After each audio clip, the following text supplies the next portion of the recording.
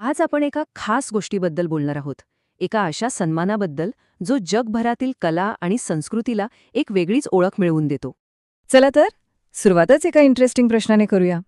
विचार करा, श्रीनगरची जी जगप्रसिद्ध पश्मिना आहे आणि जयपूरची ती सुंदर निळी पॉटरी, या दोन पूर्णपणे वेगळ्या कलांमध्ये काय बरं सारखं असू शकतं?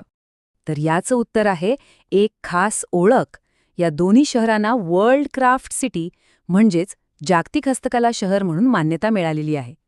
आणि आज आपण ह्याच विशेष सन्मानाबद्दल बोलणार आहोत. चला तर मग सुरुवात करूया एका अगदी ताज्या उदाहरणापासून, म्हणजे नुकतंच एका शहराला ही ओळख मिळाली आहे. हो, ही गोष्ट अगदी आत्ताची आहे.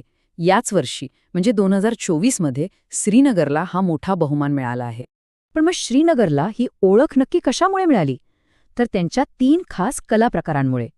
एक म्हणजे कागदाच्या लगद्यापासून बनवलेल्या अप्रतिम वस्तू, दुसरी म्हणजे जगभरात प्रसिद्ध असलेली पश्मिना, आणि तिसरं म्हणजे हाताने विणलेले सुंदर नाजूक गालिचे.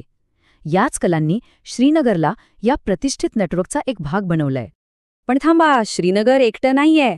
आपल्या भारतात अशी आणखीही शहरं आहेत ज्यांना हा सन्मान मिळालाय. चला बघूया कोणती आहेत ती शहरं. ही यादी बघितली ना की आपल्या देशाच्या कलात्मक विविधतेचं एक सुंदर चित्र डोळ्यासमोर उभं राहतं. बघा, उत्तरेकडे जयपूर, तिथली ब्लू पॉटरी, ब्लॉक प्रिंटिंग. मग दक्षिणेकडे मामल्लपुरम, तिथलं दगडी कोरीवकाम. मैसूरचं चंदनकाम आणि रेशीम तर प्रसिद्धच आहे. आणि आता या यादीत श्रीनगरचाही समावेश झालाय त्यांच्या खास कलागुणांसोबत.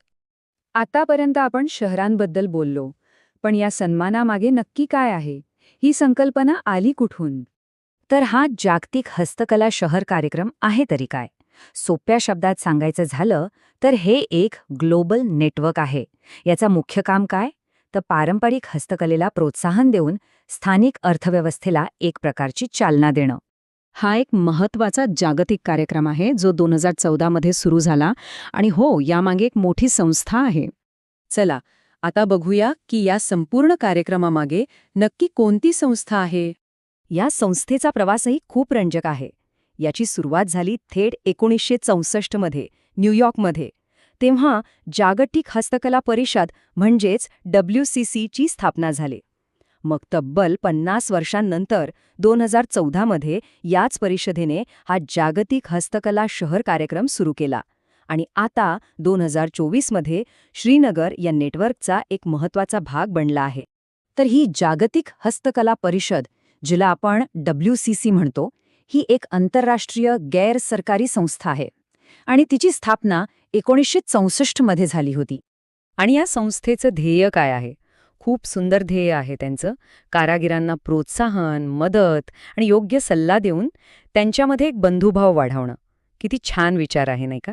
आणि ह्या एवढ्या मोठ्या जागतिक चळवळीमागे 2 दूरदृष्टी असलेल्या महिला होत्या.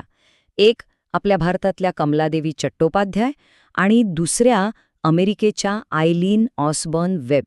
या दोघींनी मिळूनच ह्या जागतिक परिषदेचा पाया रचला. बरं, मग ही परिषद काम कशी करते? तर ही संस्था युनेस्कोशी संलग्न आहे. तिचं काम जगभरातल्या 5 मुख्य विभागांमधनं चालतं. आणि या परिषदेचं अध्यक्षपद दर 4 वर्षांनी बदलत राहतं. आणि हे 5 विभाग कोणते? तर आफ्रिका, आशिया पॅसिफिक, युरोप, लॅटिन अमेरिका आणि उत्तर अमेरिका. यावरूनच आपल्याला कळतं की ही संस्था खऱ्या अर्थाने संपूर्ण जगातल्या कलाकारांना एकत्र जोडण्याचं काम करते. चला आता आपण समारोपाकडे वळूया आणि हे समजून घेऊया की या कार्यक्रमाचं खरं महत्त्व काय आहे.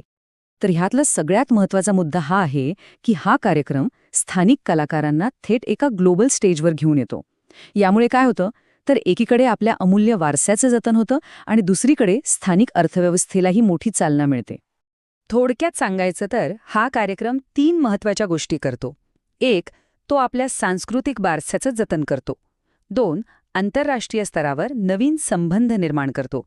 आणि सगळ्यात महत्त्वाचं म्हणजे मानवी सर्जनशीलतेचा एक प्रकारे उत्सव साजरा करतो.